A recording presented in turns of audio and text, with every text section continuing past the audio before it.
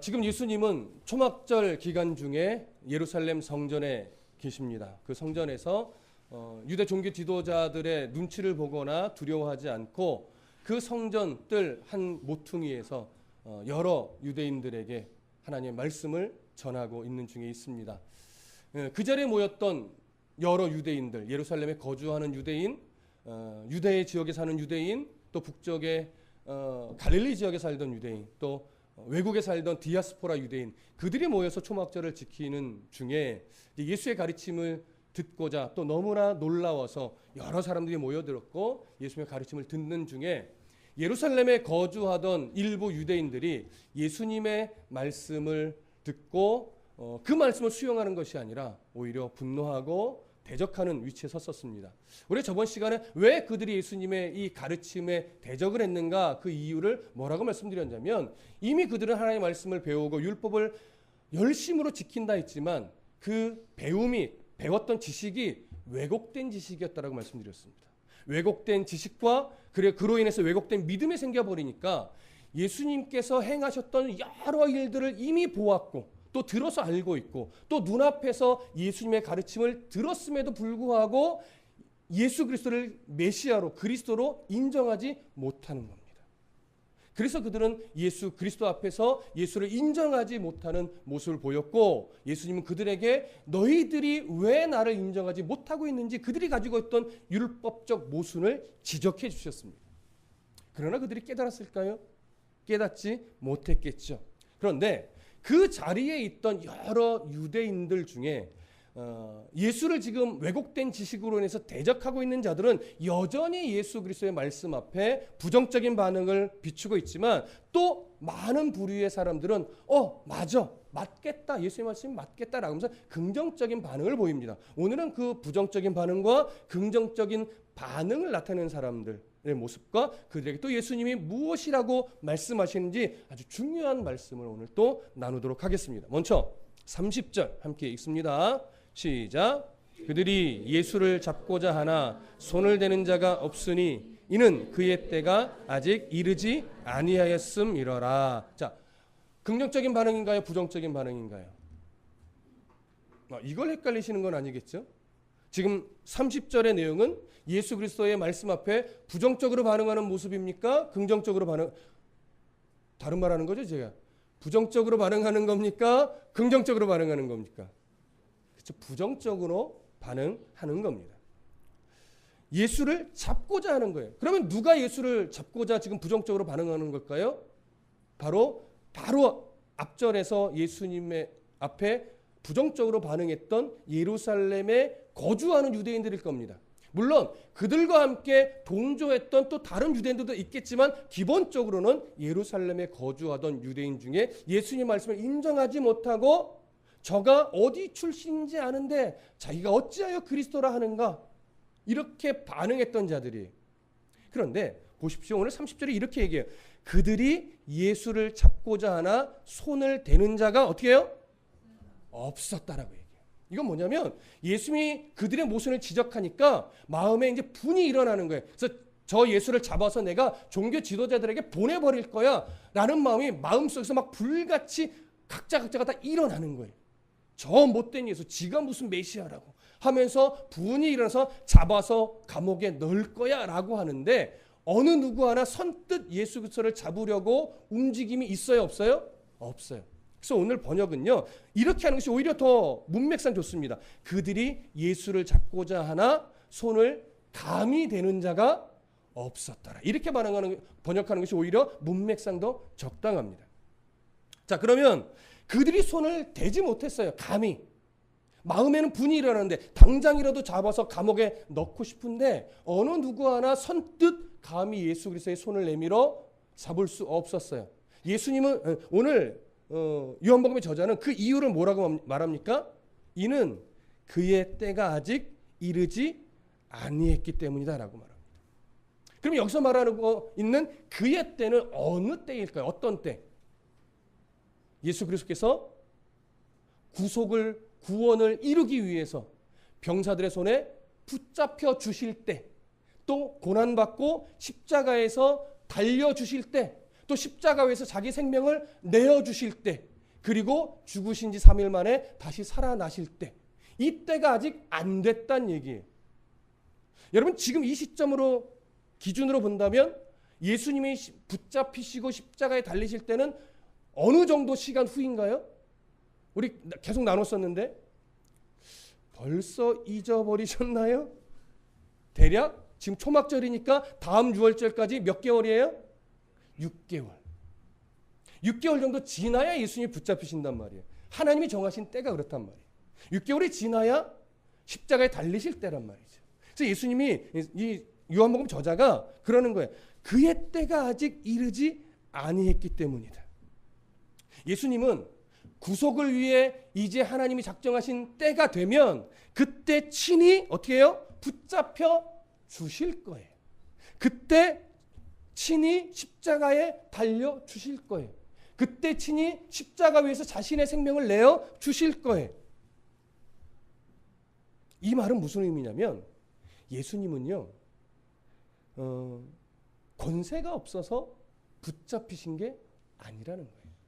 예수님이 능력이 없어서 피할 수 없어서 병사들에 붙잡혀 고난을 받으신 것이 아니라는 거예요. 예수님이 죽음을 이길 능력이 없어서 십자가에서 죽으신 것이 아니라는 겁니다. 여러분 이 말씀의 의미가 무엇인지 아시겠습니까? 그 예수님이 능력이 없어서 붙잡히신 게 아니라는 사실, 예수님이 죽음을 이길 권세가 없어서 십자가에서 죽으신 것이 아니라는 사실이 정확하게 어디에 표현되어 있느냐? 요한복음 19장으로 한번 가볼게요. 요한복음 19장 30절.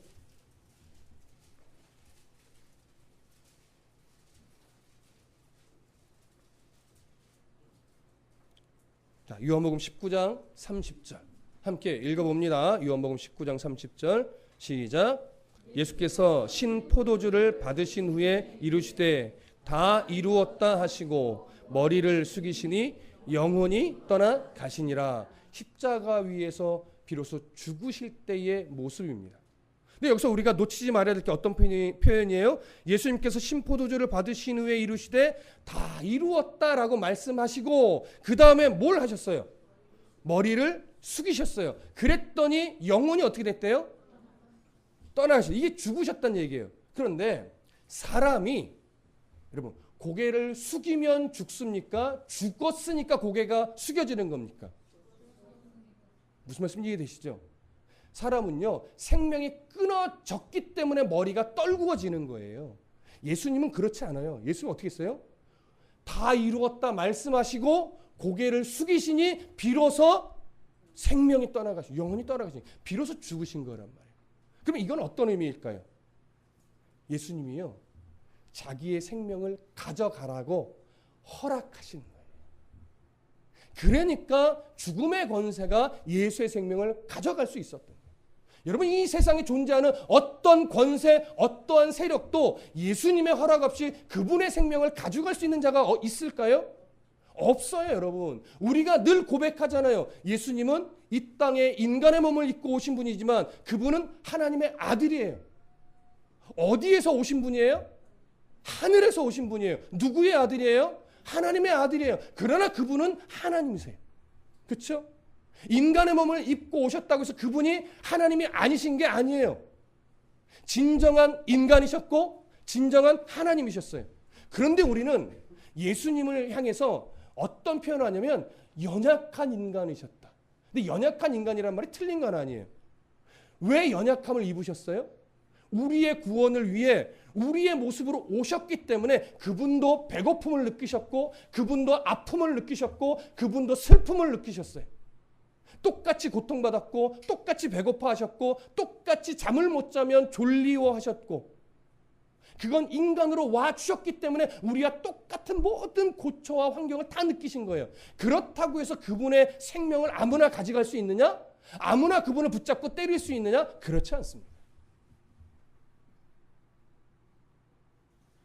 예수님이 바로 이 땅에 하나님이 작정하신 그 모든 구속의 과정을 다 이루신 이후에 이제 다 이루었다 하시고 이제 하나님의 뜻을 다 이루었으니 내 생명을 가져가라. 왜냐하면 죽으셔야 완전한 구속을 이루시니까. 그래서 고개를 숙여주신 거예요. 그래서 생명이 영원히 떠나가신 겁니다. 이것을 보아도 예수님은 권세가 없어서 붙잡히신 게 아니에요. 예수님은 죽음을 이길 능력이 없어서 죽으신 게 아니라는 거죠. 예수님은 자발적으로 하나님의 뜻을 이루기 위해 이 땅에 인간의 몸을 입고 오신 분입니다. 예수님은 하나님의 뜻을 이루기 위해, 우리를 구원하시기 위한 하나님의 뜻을 이루기 위해 자발적으로 고초를 겪으신 분. 예수님은 하나님의 뜻을 이루기 위해 자발적으로 십자가에 달리셨고 자발적으로 그 위에서 죽어주신 분이에요. 그 은혜가 있었기 때문에 우리가 죄인된 신분에서 벗어나서 하나님의 자녀라는 신분을 얻은 자인 겁니다. 하나님의 허락 없이는 예수 그리스도의 머리털 한 터럭이라도 건드릴 수 없다는 사실을 우리는 알아야 합니다. 바로 우리는 그러한 은혜를 덧입어서 이제 죄에 올무된 자의 소속에서 완전히 바뀌어서, 우리의 소속은 누구의 자녀라는 소속으로 바뀌어요? 하나님의 자녀라는 소속으로 바뀐 겁니다.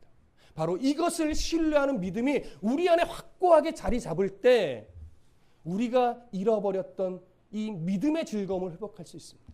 이것을 온전하게 다시 말씀을 근거로 회복할 때 우리가 자꾸 잃어버리고 놓치고 있던 신앙의 기쁨, 즐거움, 하나님을 노래하는 이 희락, 이 세상에서 이리와 같은 세상 속에 양으로 보내셔서 참 힘겹게 살아갈 수밖에 없는 삶이지만 그 속에서 소망을 잃어버리지 않을 수 있는 이유를 발견하는 거죠. 이걸 놓치면 여러분 신앙생활하는 맛을 다 잃어버립니다. 그냥 교회를 떠날 수 없으니까 어쩔 수 없이 예배 드린다면 그건 참 슬프잖아요. 예수 믿는다고 우리가 알자. 예수 믿는다고 삶이 막 바뀝니까? 환경이 막 좋아져요? 막 돈이 막 들어와요? 예수 믿는다고 그런 삶이 바뀌지 않아요. 그렇다면 예수님은 우리를 이리 때와 같은 세상 속에 사자로 보내셨을 거예요. 그런 삶을 우리에게 원하셨다면. 그런데 세상 속에서 이리 때와 같은 세상 속에 사자로 살면요 하나님을 드러내지 못해요. 누구만 드러날까요? 우리만 드러나요. 근데 놀랍게도 이리 때와 같은 세상 속에 참 힘겹지만 양으로 살아가는 이 싸움에서 승리하면 그 양으로 살아가는 삶이 버겁지만 그 흔적 속에 내가 아닌, 우리가 아닌, 교회가 아닌 누가 드러나요? 하나님이 드러나요. 이걸 놓치면 참 예수 믿는 사람이야 또는 목사야, 내가 어느 교회 다니는 줄 알아? 라고 하는 종교적인 명분은 그럴듯한데 정작 그 안에 예수 그리스도가 없는 삶이 된단 말이죠. 여러분 교회 좀 안 커져도 됩니다. 교회 목회자 좀 안 유명해져도 됩니다. 여러분 부자 안 돼도 됩니다. 그런데 뭐는 놓치면 안 돼요? 내 안에 예수 그리스도를 드러내는 삶. 이걸 놓치면 안 돼요. 그래서 양으로 사셔야 돼요. 힘들지만 버겁지만 양으로 살기를 기꺼이 내가 각오하고 살아날 때 그게 바로 예수 그리스도를 드러내는 삶이에요. 마태복음에는 산상수훈에 그 삶을 뭐라고 말하냐면 좁은 길로 들어가는 사람이라고 해요. 좁은 문으로. 여러분 성경에 좁은 길, 좁은 문, 크기가 작은 문 아닙니다. 거기서 문은요 다 큰 문이에요. 그런데 어떤 차이가 있어요? 좁은 문은 별로 볼품없어 보이는 문이에요. 초라해 보이는 문이에요. 큰 문은 뭐예요? 폼나는 문이에요. 폼나는 문. 예수를 믿어도 폼나게 믿고 싶은 사람은요 종교적 행위는 정말 그럴듯한데 예수님은 그런 행위를 다 뭐라고 말하냐면 사람에게 보이려고 의를 행하는 것이라고 말해요. 여러분 뭔가 그럴듯한 행위 자체가 다 그렇다는 건 아니에요. 그러나 우리 중심을 잘 보시라고요. 사람에게 보이려고 종교적 행위를 할 때는 정말로 많은 사람들에게 높임을 받기도 하고 존경을 받기도 하고 인정도 받아요. 그렇게 사람에게 인정받는 게 다 틀린 건 아니지만 잘 보면 저 사람은 정말 종교적 행위가 가득한데 이상하게 예수 그리스도가 안 느껴져 라고 하는 분이 있다고요. 그런 분들은 조금 스스로 점검해 보셔야 돼요. 나는 혹시나 성경도 읽고 기도도 하고 교회 생활도 열심히 하기는 하는데 정말 내가 그리스도의 은혜로 하고 있나? 주님만 바라보며 하고 있나? 내가 드러나지 않아도 감사함으로 겸손히 하고 있나? 이거 한번 점검해 보셔야 됩니다. 목사도 똑같습니다. 누가 알아주지 않아도 내가 하나님의 은혜로 구원받은 백성이기 때문에 내가 겸손히 나에게 맡겨진 일을 하나하나 감사하며 감당해내고 있다면 그 사람은 지금 좁은 문으로 들어가는 신앙의 삶을 살아가고 있는 거죠. 바로 그런 흔적의 자리에서 누가 드러나요? 예수 그리스도가 드러나는 겁니다. 지금 예수님을 향하여서 붙잡아야 되는데 라고 반응했던 이 사람들은요, 왜 그러냐면 자기들의 종교적 열심, 율법적 노력, 이걸 예수 그리스도가 인정을 하나도 안 해준단 말이에요. 그래서 싫은 거예요. 그래서 붙잡으려고 하는 거예요. 그러나 하나님의 허락이 없었기 때문에 붙잡을 수 없었던 거죠. 이 사실을 이들이 깨달아야 되는데 아직도 못 깨닫습니다. 다음 구절을 좀 보실까요? 오늘 본문으로 돌아가셔서 7장 31절. 자, 함께 읽습니다. 시작. 무리 중에 많은 사람이 예수를 믿고 말하되 그리스도께서 오실지라도 그 행하실 표적이 이 사람이 행한 것보다 더 많으랴 하니. 자, 지금 31절은 그 무리 가운데 있던 사람들 중에 예수 그리스도를 긍정적으로 바라보는 사람들의 내용입니다. 물론 이 믿음이 아직 깊은 믿음은 아닙니다. 아직은 표적을 보는 믿음이긴 하나 오늘 성경의 저자는 이 부분을 그리 부정적으로 보고 있지는 않습니다. 왜냐하면 그렇게 출발할지라도 더 깊은 믿음으로 자라날 수 있기 때문에.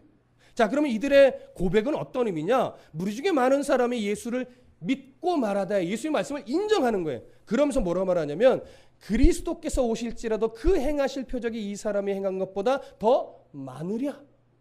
이러면 선뜻 이게 무슨 의미지라고 좀 이해가 잘 안 될 수도 있는데 이건 이런 의미예요. 혹여나 진짜 그리스도가 이 땅에 와서 뭔가 이적들을 베푸신다 할지라도 예수님이 베푸신 이적보다 더 많이 행할 수 있겠는 이런 의미예요. 그럼 결국 무슨 의미냐? 예수님이 행하신 모든 이적들을 가만 보니 그리스도 아니면 행하실 수 없는 일인 것 같다. 그렇게 많은 이적들 하나하나가 사람으로서는 행할 수 있는 이적이 아니다라고 하는 의미로 지금 이렇게 표현을 하고 있는 겁니다. 자, 이해되시죠? 자, 이제 부정적인 반응을 보인 사람들, 또 긍정적인 반응을 보인 사람들, 이들의 어떤 이야기를 듣고 이야기들이 하는 말을 이제 예수님도 들으셨겠지만 오늘 32절은 바리새인들이 들었다고 말해요. 자, 32절 보실까요? 함께 읽습니다. 시작. 예수에 대하여 무리가 수군거리는 것이 바리새인들에게 들린지라 대제사장들과 바리새인들이 그를 잡으려고 아랫사람들을 보내니. 자, 바리새인들이 이 말을 듣고 야, 이렇게 가만둬서는 안 되겠다 여기고 이것을 누구에게 알려요? 대제사장들에게 알려요. 그리고 나서 예수를 잡으려고 아랫사람들을 보냈다는 얘기예요. 자, 여기서 일단 한 가지 좀 우리가 좀 점검을 하고 갑시다. 32절에 보면 예수에 대하여 무리가 수군거리는 것이 바리새인들에게 들린지라 그 다음에 대제사장들과 바리새인들이 그를 잡으려고 했대요. 이스라엘의 대제사장은 몇 명입니까? 본래 한 명이죠. 대제사장이 죽어야 그 다음 대제사장이 세워지는 거예요. 나머지는 그냥 다 일반 제사장이에요. 근데 여기는 지금 단수로 써요? 복수로 써요? 복수예요.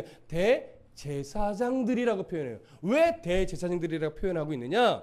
지금 이 당시에 로마가 전 세계 패권을 잡고 있고 이스라엘도 로마 제국의 속국으로서 지금 살아가고 있습니다. 그러니까 실질적으로 이스라엘을 다스리는 건 제사장이 아니라 로마 제국의 황제란 말이에요. 그래서 로마 제국이 이 이스라엘을 다스릴 때요, 굉장히 많은 자치권을 주기는 했으나 나름 이스라엘을 이리저리 요리하려고 머리를 많이 썼어요. 그 중에 하나가 뭐냐면 대제사장을 임명하는 걸 이스라엘의 전통에 그냥 놔두지 않고 인간관계를 이렇게 저렇게 하면서 야, 이번에는 내가 너 대제사장 시켜줄게 하면서 아직 대제사장이 살아있음에도 불구하고 그를 은퇴시켜버리고 또 대제사장을 세우는 거예요. 또 자기 구미에 맞으면 야, 너도 대제사장이 내가 또 세워줄게 하면서 또 세우는 거예요. 이러다 보니까 어떻게 해요? 전임 대제사장이 있고 또 지금 후임 대제사장이 있고 그래서 여러 명의 대제사장이 공존하는 거예요. 그래서 원래 은퇴를 하면 대제사장 말을 안 써야 되는데 유대인들이 그럴 수 있나요? 그렇게 안 되죠. 그러니까 그들을 다 일컬어서 대제사장들이라고 말하고 이미 은퇴된 대제사장들도 산헤드린 공회 의원으로서 나름대로 영향력을 발휘하고 있었습니다. 그래서 여기에 보면 대제사장들이다 이렇게 지금 표현을 하는 거예요. 그러니까 대제사장들과 바리새인들이 한 마음이 돼서 누구를 잡으려고 해요? 예수 그리스도를 잡으려고 해요. 그럼 또 하나 점검하셔야 돼요. 자, 성경이 상식적으로 대제사장들과 바리새인들은 원래 하나로 뭉쳐서 모든 일을 잘 수행하는 연합이 잘 되는 그룹입니까? 아니에요. 대제사장 그룹은 주로 산헤드린 공회의 정치적 힘을 가지고 있는 의원들이 대다수이긴 한데 대제사장 그룹은 당시 이스라엘에 있었던 어떤 종교 분파 중에 사두개파, 그 다음에 바리새파, 에세네파 이런 대표적인 세 그룹 중에 어디에 속해요? 사두개파에 속해요. 그리고 바리새파가 또 있어요. 그런데 사두개파와 바리새파는 이 신앙적 색깔이 전혀 달라요. 그래서 늘 충돌이 일어나고 늘 견제 세력이에요, 서로. 그러니까 어떤 일에도 하나가 안 됩니다. 근데 놀랍게 하나가 될 때가 있는데 예수를 잡아 죽이는 일에만 하나가 돼요. 왜냐하면 예수 그리스도의 복음은요, 사두개파도 인정하지 않아요. 바리새파의 주장도 인정하지 않은 거예요. 그러니까 그들이 다 싫은 거예요. 그러니까 공공의 적이 돼버렸어요. 그래서 예수님을 잡는 일에 이들이 하나가 돼서 누구를 보내요? 아랫사람을 보내요. 그럼 아랫사람은 누굴까요? 여기서 말하는 아랫사람. 여기서 말하는 아랫사람은 성전 수비대, 성전 경비대를 말합니다. 성전 경비대는 원래는 성전 안에서의 어떤 질서를 바로잡는 성전 내의 경찰과 같은 역할이에요. 근데 로마가 압제를 하면서 이 성전 수비대가요, 성전 밖에서까지도 어떤 경찰과 같은 영향력을 미치기 시작했어요. 그러면서 예수 그리스도를 정치적으로 잡는 일에까지 이들이 사용되었던 겁니다. 그래서 이제 성전 수비대를 보냈죠. 그런데 예수님은 성전 수비대를 보내든지 말든지 아랑곳하지 않습니다. 왜요? 아직 때가 아니면 병사를 보내도 잡을 수 있을까요? 없을까요? 잡을 수 없죠. 그러니까 예수님이 그러기 때문에 성전 수비대를 보내든지 말든지 예수님 전혀 신경 안 씁니다. 그래서 다음 구절을 보실까요? 33절 함께 읽습니다. 시작. 예수께서 이르시되 내가 너희와 함께 조금 더 있다가 나를 보내신 이에게로 돌아가겠노라. 자, 예수님이 그 앞에 있는 무리들에게 이렇게 말합니다. 내가 너희들과 조금 더 있을 것이다. 이 조금 더 있을 것이라는 얘기는 어떤 의미일까요? 그렇죠. 이 예루살렘 성전에 조금 더 너희들과 가르치고 있을 것, 이런 의미가 아니라 내가 이 땅에 조금 더 있다가 하나님이 작정하신 구속의 사역을 다 마치면 그때 아버지가 계신 하나님 나라 갈 거야, 이 얘기예요. 그럼 이 조금 더 있다가는 시간적으로 어느 정도 시간이에요? 6개월이죠. 이제는 기억하시네요. 그렇죠? 여기 조금 더 있다가는 6개월이라는 기간을 말하는 겁니다. 6개월 정도 이 땅에서 더 내가 복음을 전하며 하나님이 주신 사역을 다 하고 그 다음에 때가 참에 병사들에게 붙잡히고 십자가에 달리고 죽고 3일 만에 부활한 이후에 조금 더 계셨죠. 며칠 계셨죠? 40일 계셨죠. 그리고 나서 하나님 나라에 갈 거야. 이 의미가 여기 조금 더 있다가에 포함되어 있는 겁니다. 그렇게 조금 더 있다가 나를 보내신 이에게로 돌아갈 것이다. 그때까지는 그 어떤 자도, 대제사장도, 성전 수비대도 나에게 손 하나 까딱하지 못한다는 사실이 이 안에 담겨 있지요. 다음 구절 볼까요? 34절 시작. 너희가 나를 찾아도 만나지 못할 터이요 나 있는 곳에 오지도 못하리라 하시니. 자, 이 말은 어떤 의미겠습니까? 지금 무리 앞에, 예수님 앞에 있는 무리들에게 아주 중요한 신앙적 경고를 주시는데, 너희가 나를 찾아, 그러니까 예수님이 그때 하나님 나라로 가버리시면 너희가 나를 찾아도 어떤데요? 만나지 못한대요. 나 있는 곳에 오지도 못한대요. 이 얘기는 어떤 의미냐면, 일단 그 현장으로만 가보면 너희들이 내가 행한 이적들을 이미 보았고 나의 가르침을 직접 들었음에도 불구하고 예수 그리스도를 메시아로 인정하지 못하고 믿음을 갖지 못하면 결국 너희들은 나를 만나지 못한다. 이 말은 너희들은 결국 구원에 이를 수 없다. 나중에 뒤늦게 깨닫고 나를 구원해 주세요라고 아무리 두 손 들고 찾고 부르짖어도 나 있는 곳에 올 수 있다 없다? 없다. 그러니까 현장적 의미는 그런 의미고 결국 오늘날로 보면 어떤 의미입니까? 이 생에서 살아갈 때 생명이 끝나기 전에는 끝내 예수 그리스도를 믿음으로 받아들이고 영접하여 하나님의 자녀가 되어야 되는데 그러지 않고 끝까지 거절하면 마지막 심판 때 예수님 재림하여 이 땅에서 의의 심판과 멸망의 심판을 앞에 섰을 때 그들은 아무리 죄송합니다. 그땐 미처 몰랐습니다. 말해도 소용이 있다 없다? 없다. 새하늘과 새 땅에 우리를 위해 처소를 예배하러 가셨던 그 예수님이 예배하신 새하늘과 새 땅에 함께 갈 수 있다 없다? 없다. 그러니까 예수님 분명히 말해요. 천국과 지옥의 기준은 결국 누구다? 예수 그리스도밖에 없다. 이 진리를 오늘날 수많은 사이비 이단들이 조금씩 깨트리는 거예요. 예수 그리스도 외에 하나를 뭐예요? 덧붙이죠. 그게 뭐예요? 자기들 교회로 오면 하나님이 우리 교주에게 예수 그리스도의 영을 부어주셔서 구원에 이르는 놀라운 비밀을 가르쳐 주셨는데 기성교회는 모른다. 와서 성경 공부를 해야 비로소 그 구원에 이르는 비밀한 일을 배워야 어디 간다? 천국 간다. 자, 그럴듯해 보이지만 예수 그리스도 외에 구원에 이르는 길 하나를 살짝 뭐 한 거예요? 덧붙인 거예요. 성경과 다른 겁니다. 그래서 사이비 이단들이 아무리 성경을 그럴듯하게 가르치는 것 같이 보여도 잘 보면 구원에 이르는 길을 예수 그리스도 외에 하나를 더 가르친단 말이에요. 분별력이 없으면 그런가? 이렇게 되는 거예요. 분별력이 있으면 왜 예수 그리스도 외에 다른 걸 이야기하지? 구원에 대해서? 이걸 깨달아야 돼요. 근데 이 분별력이 없는 것은 참 죄송하지만 교회가 목회자가 잘못 가르친 거예요. 성경 안에 구원에 이르는 길을 하나밖에 없음을 성경을 바르게 가르치면서 알려줬다면 분별력이 생길 텐데 설교는 하는데 성경을 안 가르치니까 그게 분별력이 안 생기는 거죠. 그런데 감사한 것은 이제 이런 각성들이 많은 교회, 크고 작은 많은 교회에서 일어나고 있어요.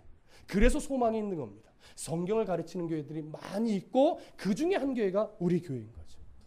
그래서 여러분 더 말씀 앞에 깨어나십시오. 그리고 성경을 가만 보면 구원에 이르는 길은 절대 다른 걸 가르치지 않습니다. 예수 그리스도를 믿는 믿음 그거 하나면 충분합니다. 교회 열심히 나오는 것이 구원에 이르는 조건 아니에요. 기도 많이 하는 것 구원에 이르는 조건 아니에요. 성경에 대한 지식이 많은 것 구원에 이르는 조건 아니에요.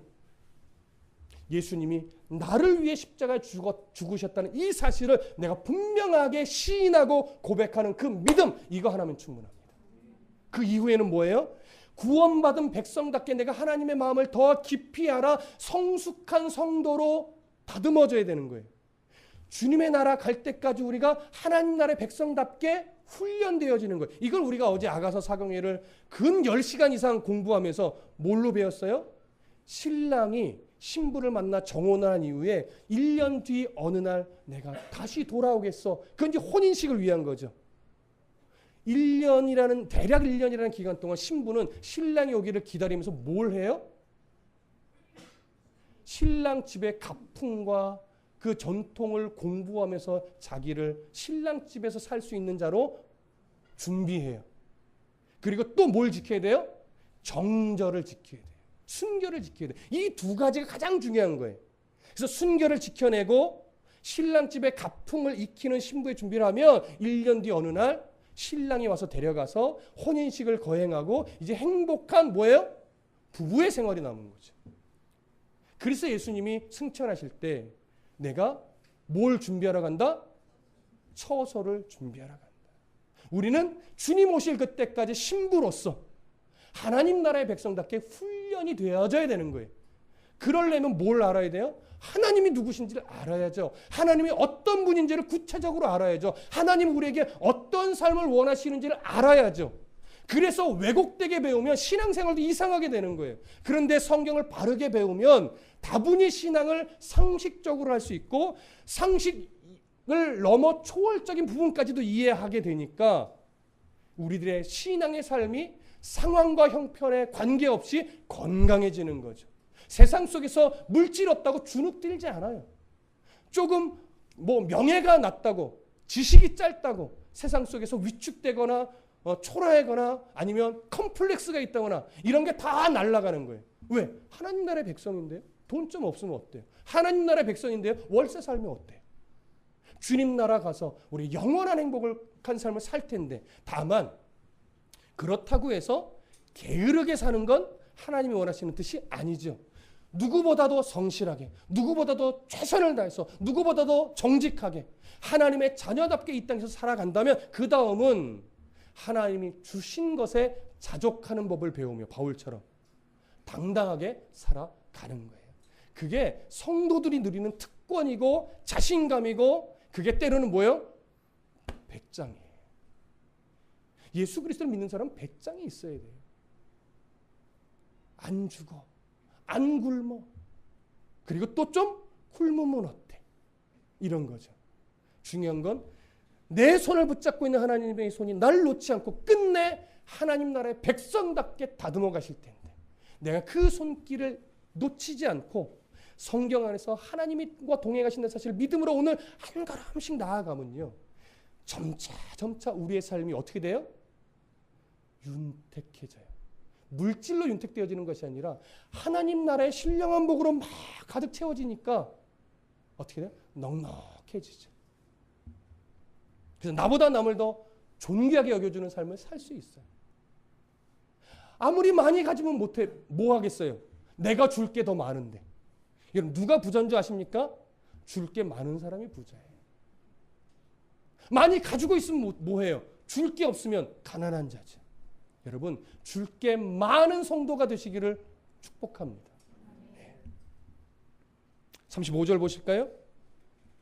오늘 본문 35절 함께 읽습니다. 시작. 이에 유대인들이 서로 묻되 이 사람이 어디로 가기에 우리가 그를 만나지 못하리요? 헬라인 중에 흩어져 사는 자들에게 가서 헬라인을 가르칠 터인가? 자, 이 말은 도무지 이해 못하기 때문에 그 무리들이 그래서 하는 반응인데, 이것은요 조금은 비웃는 반응입니다. 왜 그러느냐? 예수님 말씀을 이해하지 못하는 유대인들이 이렇게 말해요. 서로 묻는데 이 사람이 어디로 가겠다는 건가? 여기는 이런 거예요. 지가 어디를 간들 유대 종교 지도자들이 못 찾을 것 같아, 이런 심보인 거예요. 그래서 이렇게 말해요. 이 사람이 어디로 가기에 우리가 그를 만나지 못하리요? 우리가 못 찾을 것 같은가? 그 다음에 헬라인 중에 흩어져 사는 자들에게로 가서 헬라인을 가르칠 터인가? 이렇게 얘기해요. 그러면 헬라인 중에 흩어져 사는 자들, 누구를 말하는 걸까요? 이게 디아스포라 유대인이에요. 여기 흩어져 사는 자를 헬라어로 보면 디아스포라라고 되어 있습니다. 그러니까 이 말은 뭐예요? 이스라엘 땅이 아니라 외국에 사는 유대인들에게 가겠다는 건가? 그것은 조금 말이 돼요. 왜냐하면 외국으로 가면 제사장들의 영향력이 그나마 좀 미치지 못하니까. 그래서 이들이 말하는 거예요. 그렇다면 외국으로 가서 외국에 사는 디아스포라 유대인들에게 가서 그들에게 가르치려고 하는 건가? 이렇게 생각을 하게 되는 거죠. 그 다음에 마지막 36절 함께 읽습니다. 시작. 나를 찾아도 만나지 못할 터이요 나 있는 곳에 오지도 못하리라 한 이 말이 무슨 말이냐 하니라. 이런저런 비웃는 생각도 하고 참 말도 안 되라는 생각도 하고 외국으로 가려고 그러나 이런 생각도 하지만 정작 중요한 말씀의 의미는 깨닫지 못하고 있다라고 하는 말을 요한복음의 저자는 마지막으로 이 부분에서 쓰고 있습니다. 자, 하나님의 은혜로 영적 지각력이 생기지 못하면 결국 예수님이 무슨 말을 하더라도 깨닫지 못합니다. 이해가 되지 않죠. 그러니까 하나님의 말씀을 듣고 이해가 되고 믿음으로 아멘이 되어지고 하나님 나라의 복음 때문에 또 책망받을 것은 그래 내가 이걸 고쳐야지라고 하는 생각이 들고 그러면서 또 소망이 생긴다라고 하는 것은 놀라운 은혜를 받은 겁니다. 여러분 어제 우리가 아가서 사경회를 했어요. 전교인 사경회를. 또 우리 성도들과 외부에서 한 5분이 오셔서 이 공간에서 시작을 했는데 아침 10시 반부터 몇 시까지요? 제가 약속을 8시에는 저녁 8시에는 보내드릴 거예요 라고 했는데 좀 늦었어요. 8시 한 20분경에 갔던 것 같아요. 대략 10시간 정도 가까이 되는 그 시간 여러분들도 참 잘 견디셨어요. 이 자리에 앉아서. 어떤 분이 그러더라고요. 목사님도 수고하셨어요. 이게 따져보니까 한 8시간 정도 설교를 한 것 같아요. 이게 설교 아니에요? 강의죠. 그렇죠? 그래서 지금 좀 목이 좀 쉬어 있지만, 그런데 아가서가 우리가 해봐서 알지만 어렵잖아요. 저도 준비하는데 정말 몇 번, 야, 내가 괜히 아가서를 사경회를 하겠다고 했나? 이럴 정도였어요. 한 3개월간을 준비를 하면서. 그런데 정리를 하고 나니까 그래도 아가서가 결국은 나를 사랑하시는 하나님의 친밀한 음성이었구나. 이걸 깨닫게 됐죠. 그거 하나면 충분하잖아요. 그래서 몇 분이 그러더라고요. 6장까지는 그래도 재밌었는데 이제 7장, 8장이 되니까 체력도 좀 바닥이 나고 앞에서 했던 말을 거의 똑같이 반복하는 것 같아서 조금 힘들었어요. 그래서 아가서는 2번 하지는 않을 겁니다. 1번이면 충분한 것 같아요. 그렇죠? 그리고 나서는 그 안에 있는 이제 중요한 부분만 우리가 이제 리마인드하면 될 것 같습니다. 무슨 말씀을 드리고 싶었느냐? 여러분, 그 이해하기 어려운 아가서도 결국 우리가 열심히 씨름을 하고 전함을 들으니까 그 안에 우리가 듣게 되는 놀라운 사랑의 음성, 은혜의 내용이 있더라 없더라? 있더라. 근데 그걸 깨닫는다는 것이 아무나 되느냐? 아니라는 거예요.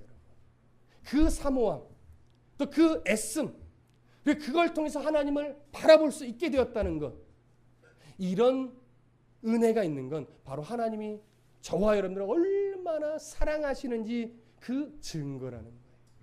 오늘 예배하고 말씀을 들으면서 저도 참 기쁘게 전했지만 여러분들 안에 아멘으로 받으셨습니까? 이 말이 무슨 의미인지 이해가 되십니까?